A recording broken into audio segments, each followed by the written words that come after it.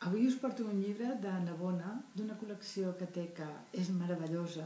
Si us agrada llegir i us agraden els llibres com a objecte, us hauríeu de comprar tots els llibres d'aquesta col·lecció. Quan dic que és una col·lecció molt bonica és perquè és una col·lecció realment molt cuidada.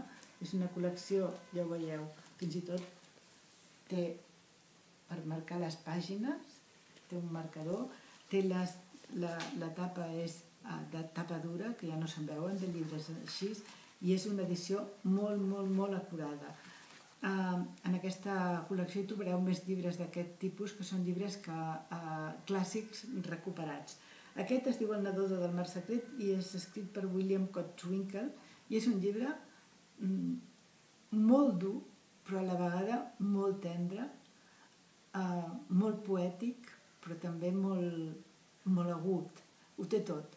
És una història molt curta, una història que comença amb una parella que estan a punt de tenir una criatura. No us explico res més, però és un llibre que no us podeu perdre.